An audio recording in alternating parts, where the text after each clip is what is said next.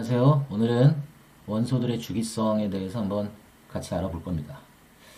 자, 우리가 주기율표라는 거 여러분들 한두 번 정도는 본 적이 있을 것 같은데, 자, 이렇게 생긴 게 바로 주기율표입니다. 현재까지는 뭐 100여 가지가 넘는 그런 원소들이 지금 발견되어 있는 상태고, 아직까지도 사실은 원소가 다 발견되지 않았기 때문에, 아직은 나머지 애들은 좀 미완성으로 있다. 이렇게 여러분들이 좀 기억을 해 놓으시면 될 것 같아요. 근데 이 현대와 같은 이런 주기율표가 만들어지게 된 과정과 과연 이 주기율표라는 게 뭔지 그런 거에 대해서 한번 알아볼 겁니다. 주기율표라는 거는 이렇게 성질이 비슷한 원소들이 주기적으로 나타나도록, 주기적이다라는 거는 계속해서 반복적으로 나타난다는 얘기가 되겠지. 그렇게 주기적으로 나타나도록 원소들을 배열해서 만든 표입니다. 현재는 성질이 비슷한 애들이 이렇게 같은 세로줄에 오도록 이렇게 만들어져 있습니다. 그런 걸 우리가 주기율표다 이렇게 얘기하는데, 제일 처음에 이제 멘델레예프라는 사람, 물론 이전에도 다른 사람들도 많이 있었어. 차근차근 이렇게 만들어지게 된 계기가 있었는데, 중요했던 사람 중에 하나가 이 멘델레예프고, 이 사람은 원자량 순서대로 배열을 해봤어. 원자량이라는 건 뭐냐면, 원자들의 상대적인 질량입니다. 상대적 질량. 그러니까 누가 더 무겁냐, 아니면 누가 더 가볍냐, 이런 거는 이제 그때 당시로는 해결할 수가 있었거든. 그래서 원자량 순서대로 한번 배열을 해봤더니 성질이 비슷한 애들이 계속적으로 주기적으로 나타난다라는 거를 확인을 할 수가 있었어. 근데 그게 매번 규칙적으로 나타난 거는 아니더라라는 거를 또 확인을 했지. 그걸 누가 확인했다? 모즐리라는 사람이 확인을 했어. 그래서 이 모즐리라는 사람은 원자량 순서가 아니라 이렇게 한번 배열을 해봤습니다. 바로 원자 번호 순서대로 한번 배열을 해봤다.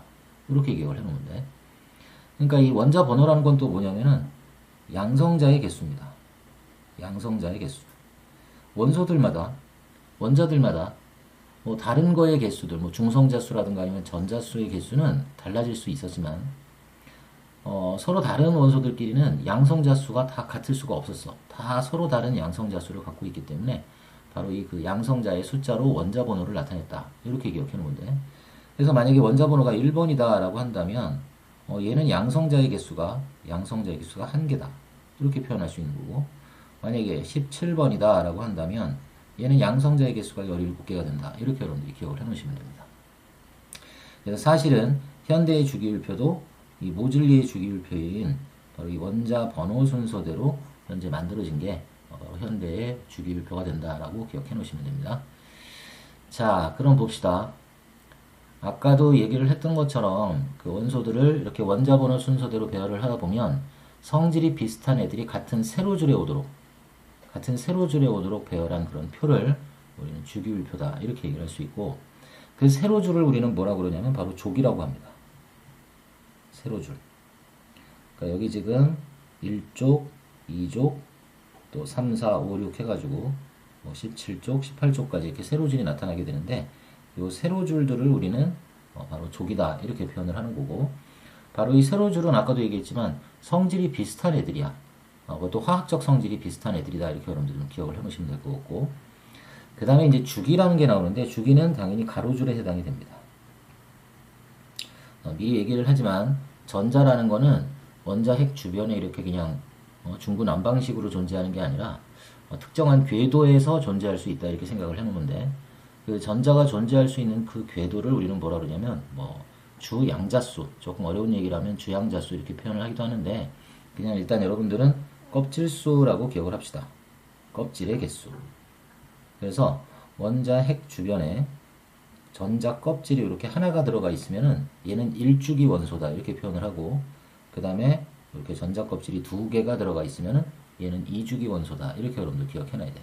그냥 단순히 껍질만 있다고 해서 그게 주기수를 결정하는 게 아니라 전자가 채워져 있는 껍질수가 결국은 그 원소의 주기수에 해당이 된다 이렇게 기억해 놓으시면 됩니다. 자, 그 다음에 이 주기율표상에서 지금 여러분들 색깔 보이지? 일반적으로 이렇게 하늘색 계열로 나타나 있는 애들, 거의 뭐 대부분을 차지하고 있다고 할 정도로 상당히 많은 부분을 차지하고 있는 걸 우리는 바로 뭐라 그러냐면 금속 원소다 이렇게 표현을 합니다. 금속 원소. 그 다음에 노란색으로 이렇게 표시가 되어 있는 애들은 우리가 비금속 원소 이렇게 표현을 해요. 근데 그 전반적으로 본다면 주기율표 전체에서 이쪽 편, 왼쪽 편하고 중앙까지 거의 대부분의 금속 원소들은 이쪽 범위를 차지하고 있다라고 봐주면 되겠고, 그 다음에 비금속 원소들은 주기율표의 오른쪽 끝부분에 주로 많이 위치하고 있구나. 이렇게 여러분들 기억해 놓으시면 됩니다. 근데 중요한 건 바로 이거 수소라는 애야, 수소. 수소는 원래 금속들이 위치하고 있는 지금 왼쪽 편에 위치하고 있지만 수소는 금속이 아니다라는 걸 여러분들이 좀 꼭 기억을 해 놓도록 하셔야 됩니다. 그리고 금속과 그 다음에 비금속의 중간적인 성질을 띠는 애들, 이런 애들을 우리는 중금속 이렇게 우리가 표현을 한다라는 것도 같이 기억을 해놔야 돼. 또 하나 우리가 확인을 해야 될 건 뭐냐면 지금 이렇게 수많은 원소들이 존재하지만 실질적으로 여러분들이 공부해야 할 고등학교 3학년까지도 사실은 공부해야 될 파트는 여기는 요 20번까지라는 겁니다. 그러니까 여러분들이 학습해야 될 거는 바로 여기 빗금을 좀 칩시다. 이 부분. 이 부분에 있는 애들이야. 그 외의 것들은 뭐 브롬이나 아이오딘까지도 포함을 하겠지만 그 나머지 애들은 거의 나오지 않습니다. 뭐 시험 문제도 당연히 나오지 않고 교재도 당연히 나오지 않는다. 이렇게 여러분들 좀 기억을 해놓으면 되겠지. 그래서 여러분들은 반드시 원자번호 1번부터 20번까지는 알고 계셔야지만 실질적으로 수업을 할 수 있다라고 생각해 주면 돼. 원자번호 모르면 이쪽 단원에서는 아무것도 할 수 없습니다. 화학에서는 원자번호가 기본이 되기 때문에 반드시 1번부터 20번까지 기억을 해 놓도록 하시고, 웬만하면은 뭐 그 학교에서건 대부분 이제 외우는 거에 급급하다 보니까 그냥 막 순서대로 이렇게 외우는 거를 많이 추천들을 많이 하는데, 뭐 수헬, 리베, 붕탄질 뭐 이렇게 하잖아. 선생님 그렇게 하는 거는 좀 비추합니다. 웬만하면 몇 번에 누가 있는지를 좀 바로바로 알 수 있게끔, 그래서 1번 뭐 H 수소, 뭐 2번 HE 헬륨, 그다음 뭐 7번 N 질소, 이런 식으로 바로바로 나올 수 있게 여러분들 각각의 캐릭터를 하나씩 하나씩 이렇게 외워주는 게 좋아. 약간 시간이 걸린다고 하더라도 어쨌건 20번까지는 수단과 방법을 가리지 말고 무조건 좀 외워놓으시면 좋을 것 같습니다. 그래서 자, 지금 본 것처럼 왼쪽에 이렇게 대부분을 차지하는 거를 우린 금속이다 이렇게 표현을 했고, 또 아닌 거는 오른쪽 편에 있거나 이런 애들은 비금속이다 이렇게 표현을 했는데, 그럼 도대체 금속이냐 비금속이냐를 과연 우리는 어떻게 구분을 할 수 있냐, 이런 얘기야. 선생님 뭐 수업 시간에 많이 얘기하지만 길 가던 아저씨나 아줌마한테 아저씨 금속이 뭐예요? 그러면 쇠지 쇠, 철이야 철, 구리 뭐 이런 아주 단편적인 우리가 그 가끔 그냥 주변에서 많이 볼 수 있는 그런 것들을 금속이다 이렇게 알고 있는 사람들이 거의 대부분일 거란 말이야.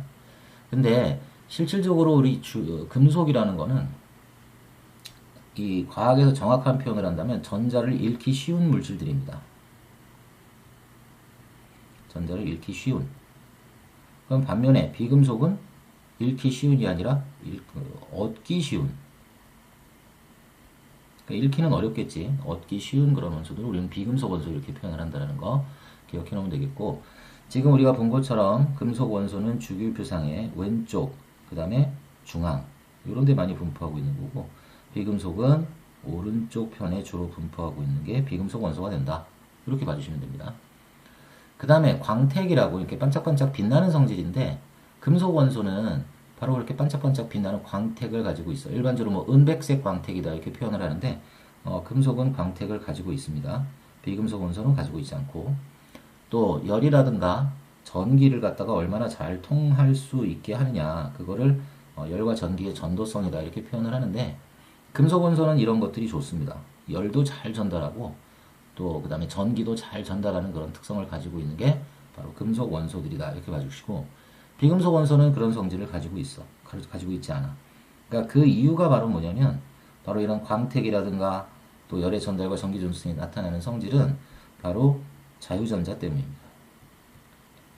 금속에는 이런 자유전자들이 많이 존재하고 있기 때문에 바로 이런 전자 때문에 나타나는 성질이 바로 이런 성질들이고, 또 전자가 이렇게 많기 때문에 나타날 수 있는 성질 중에 또 하나가 금속 원소가 갖고 있는 성질은 바로 연성이라는 것과 전성이라는 성질도 가지고 있어. 연성이라는 거는 실처럼 얇게 뽑을 수 있는 성질이야. 그래서 뭐 우리 구리 전선이라든가 뭐 철사라든가 이렇게 가느다랗게 뽑을 수 있는 그런 성질을 연성이다 이렇게 표현을 하고, 그 다음에 전성이라는 건 우리 엄마들 부엌에서 쓰는 알루미늄 호일 있지, 호일. 이렇게 얇게 펼 수 있는 그런 성질을 전성이라고 합니다.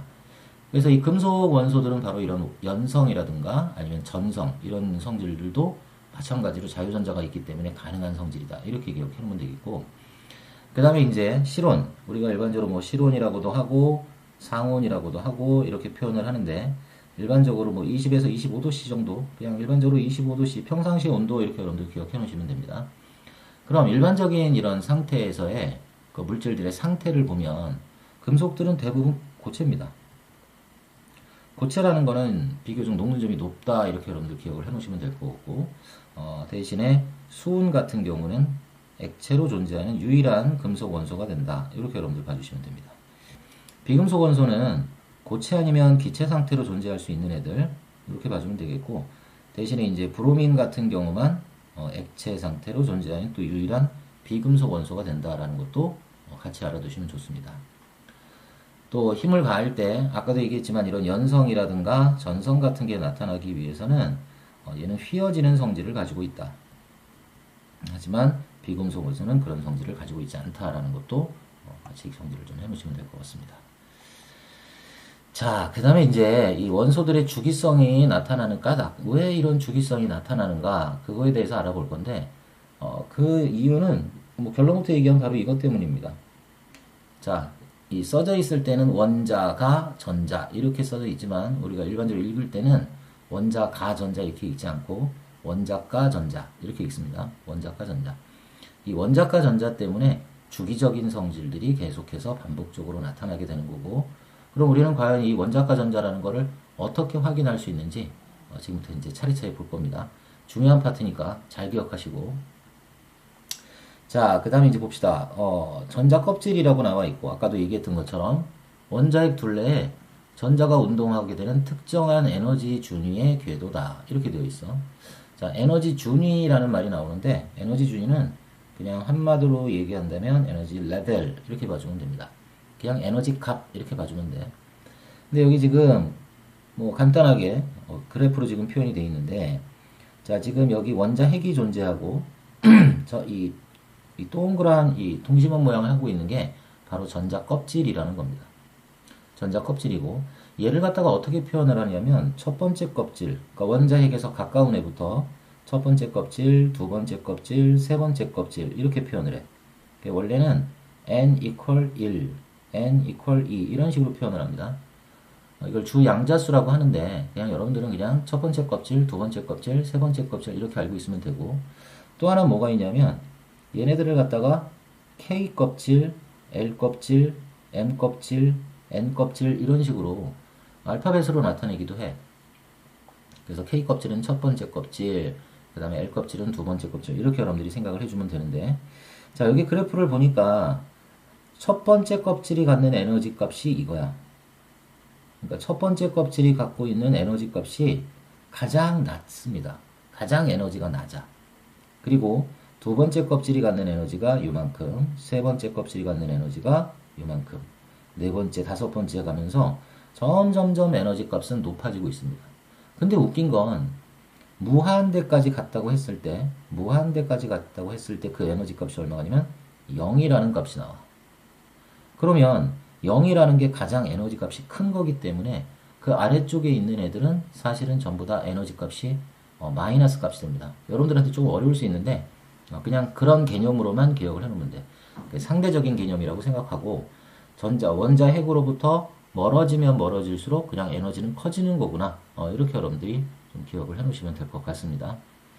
자, 그러면 여기다 내가 그림을 다시 하나 좀 그려볼게.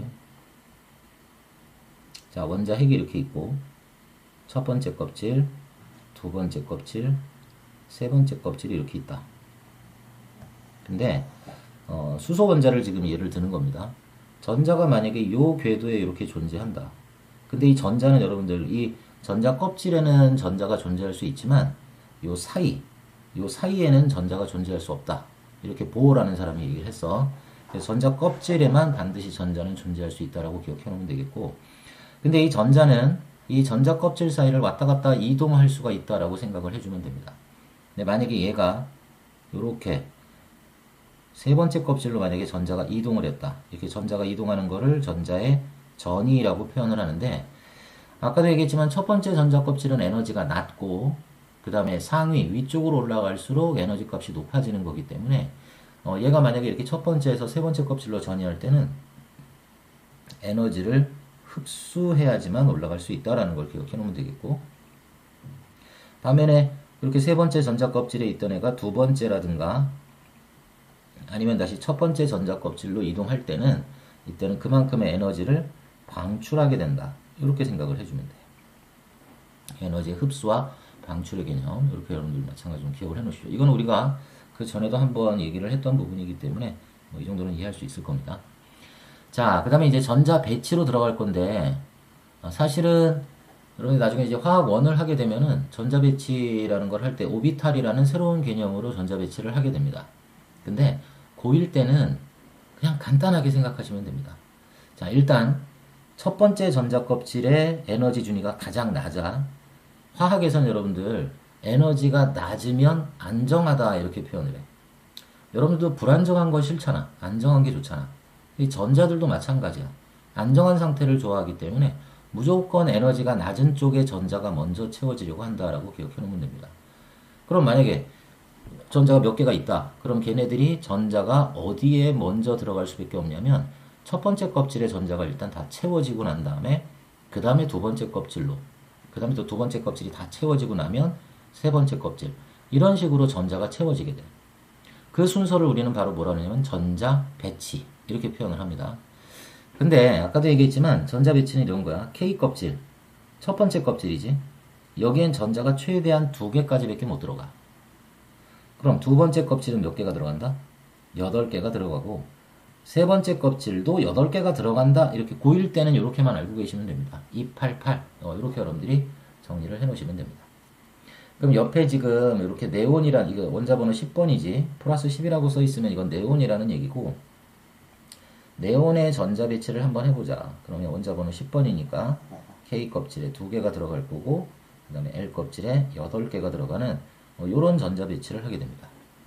선생님 원자번호가 10번인데 전자수는 왜 또 10개예요? 이렇게 물어보는 사람들이 있는데, 자, 요거 일단 한번 먼저 좀 기억을 하고 갑시다. 원자번호는 아까도 얘기했지만 무슨 순으로 정해졌다? 그렇지. 양성자의 개수. 근데 중성 원자는 양성자 1개의 전하량하고 전자 1개의 전하량이 서로 같아. 그렇기 때문에 양성자의 개수가 몇 개가 있냐에 따라서 전자의 개수도 몇 개가 있는지가 정해집니다. 왜냐하면 원자라는 애는 전기적으로 중성이 돼야 되기 때문에 양성자 수랑 전자 수가 서로 같은 거다. 이렇게 생각해 주면 돼. 그래서 여러분 아까도 얘기했지만 원자 번호가 중요한 거야. 그러니까 원자 번호를 알면 걔의 양성자 수도 알 수 있지만 전자의 개수도 알 수 있다라는 걸 기억을 해 놓으시면 됩니다. 하지만 이렇게 같기 위해서는 원자 상태일 때만 같은 거다. 이렇게 여러분들 기억해 놓으시면 됩니다. 그리고 여러분들도 몇 가지 애들을 가지고 한번 전자 배치라는 거를 한번 해봐. 그러면 얘네들의 원자과 전자가 어떻게 되는지 그런 것도 확인할 수가 있게 됩니다.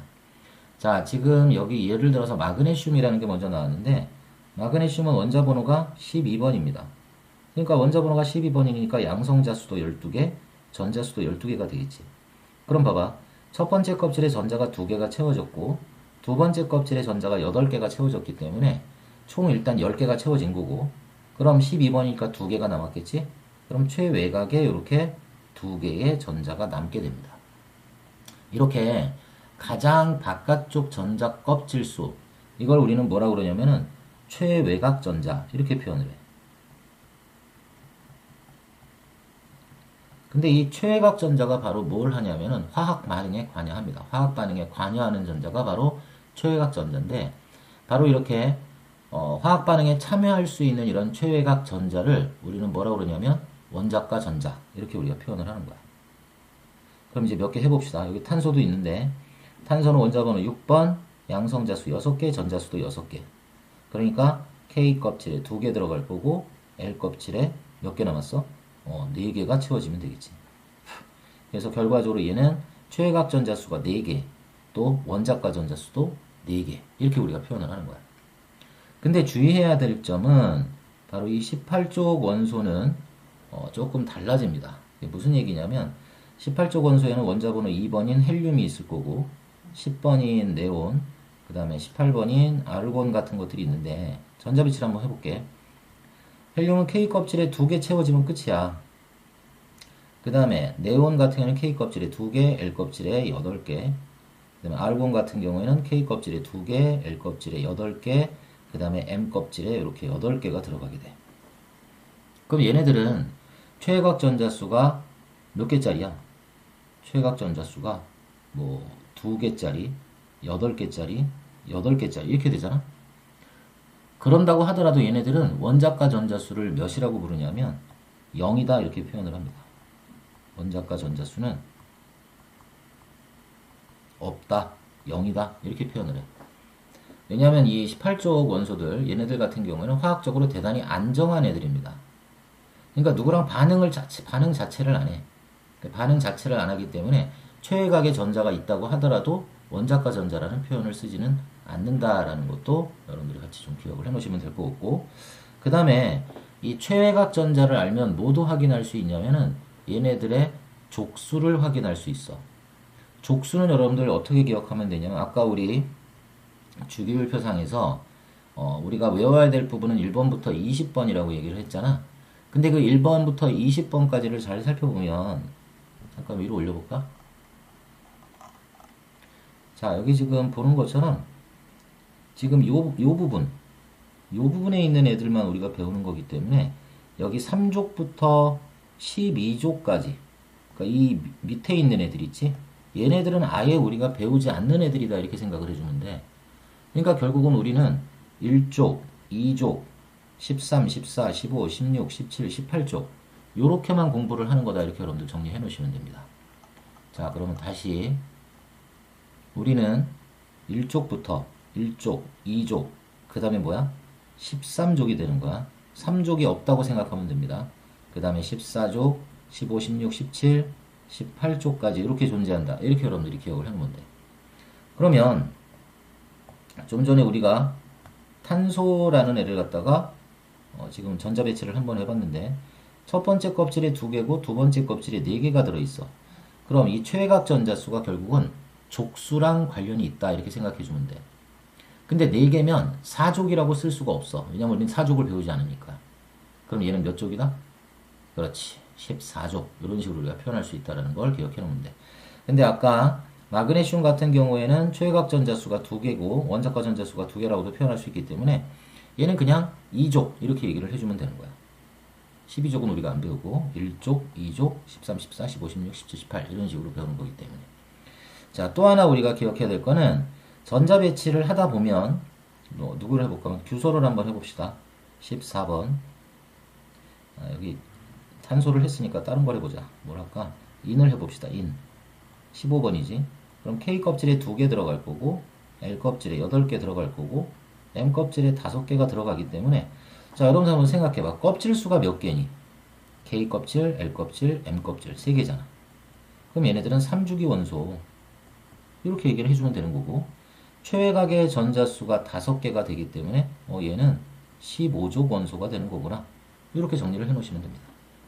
이것도 여러분들 원자번호 1번부터 20번까지 쭉 여러분들이 좀 연습을 해보는 게 중요합니다. 그냥 이렇게 보는 것보다는 자기가 직접 연습을 해보는 게 훨씬 더 기억에 남고 보는 거 말고는 좀 자기가 해봐야지만 당연히 실력도 늘 수 있다는 걸 기억해놔야 돼.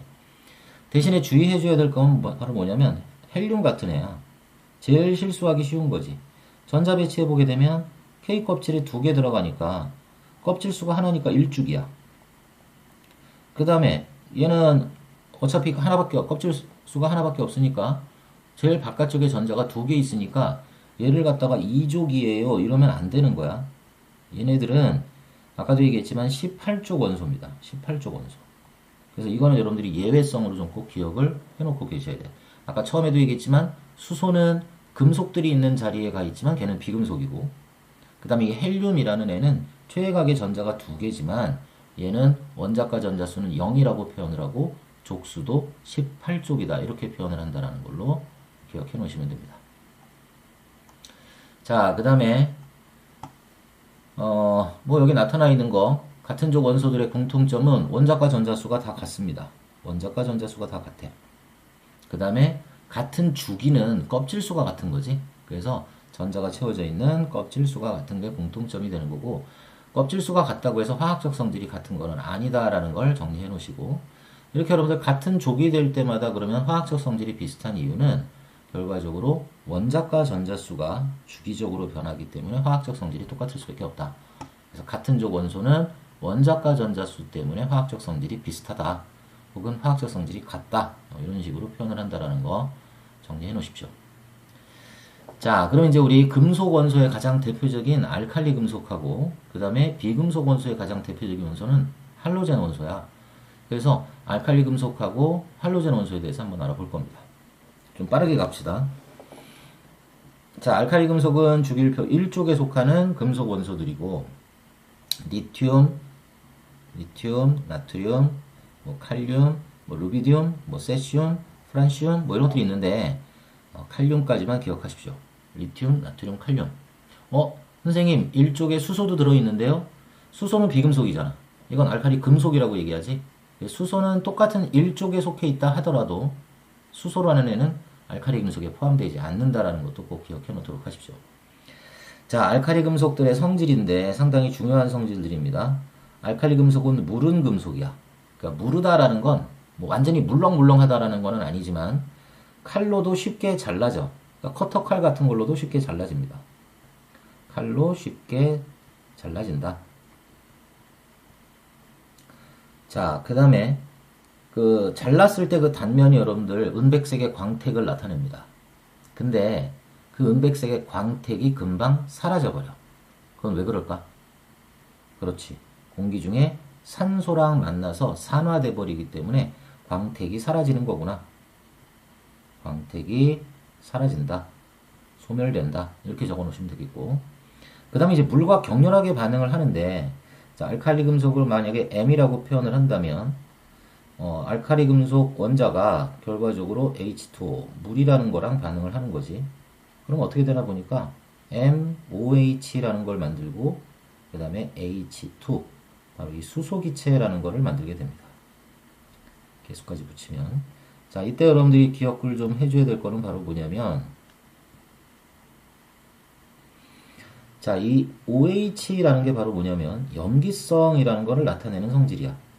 그러니까, 알칼리 금속이 물과 반응을 하게 되면, 그 수용액의 액성이 염기성으로 바뀐다라는 걸 기억해 놓으면 되겠고, 또 수소기체가 이렇게 발생을 하게 됩니다. 이게 리튬도 그렇고 나트륨도 그렇고 칼륨도 그렇고 다 똑같은 반응이 나타나. 그게 화학적 성질이 똑같은 거구나. 이렇게 기억해 놓으시면 됩니다. 또 이 수소기체가 발생할 때 여러분 이거 확인할 수 있는 방법은 성냥불을 가져갔을 때 퍽 소리와 함께 탄다. 뭐 퍽 소리든 펑 소리든 이런 소리를 내면서 탄다라는 겁니다. 연소된다. 수소 같은 걸 우리 가연성 기체다 이렇게도 우리가 표현을 하지. 탈 수 있는 그런 기체다라는 것도 같이 기억을 해 놓도록 하시고, 또 이 염기성이다라는 거를 우리가 확인할 때는 일반적으로 뭐 지시약들이 여러 가지가 있지만 바로 페놀프탈레인 이라는 용액을 사용합니다. 페놀프탈레인의 용액을 사용하게 되면 어떻게 돼? 색깔이 붉은색으로 변하게 됩니다. 그래서 염기성이 됐다라는 걸 우리가 확인할 수가 있는 거야. 그래서 알칼리 금속은 물과 반응해서 수용액이 염기성을 나타낸다라는 거. 그리고 얘네들 같은 경우에는 밀도가 1보다 작은 금속이기 때문에 물 위에 뜨는 금속들이야.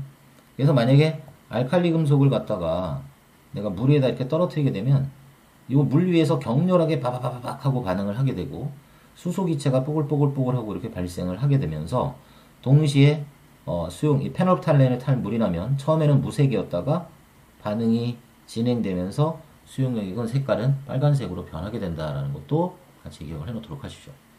또한 중요한 거지, 원자 번호가 어떻게 될수록 알칼리 금속의 반응성이 크냐면 원자 번호가 커질수록 알칼리 금속의 반응성이 커집니다. 그러니까 리튬은 3번이고 나트륨은 11번이고 칼륨은 19번이 되기 때문에 리튬보다는 나트륨이, 그 다음에 나트륨보다는 칼륨의 가능성이 더 커지게 된다. 이렇게 기억해 놓으시면 됩니다. 자, 그 다음에 이제 알칼리 금속은 뭐 리튬, 나트륨, 칼륨 이렇게 휴대전화에 뭐 리튬 이온 전지 이런 데 많이 사용을 하고, 나트륨은 그 불꽃 반응색 노란색인 거 알지? 그래서 가로등의 색깔, 뭐 요즘에 다 LED로 바뀌어지고 있기는 하지만, 아예 또 가로등이나 터널 같은 거에 조명에도 많이 이용을 할 수 있다는 거 봐주면 되겠고, 칼륨은 비료 같은 거에 이용을 하고 있다라는 거 정도로 기억해 놓으시면 됩니다. 자, 그 다음에 이제 할로젠 원소로 갈 건데, 주기율표의 얘네들은 몇 쪽? 17쪽에 속하는 비금속 원소들이다. 이렇게 기억해 놓으면 되겠고, 어떤 애들이야? 플로린, 염소, 브로민, 아이오딘. 이런 애들이 존재해. 그리고, 얘네들 같은 경우는 지금 보는 것처럼 상온에서 전부 다 어떻게 존재합니까? 그러면 이원자 분자로 존재한다. 이렇게 얘기를 해.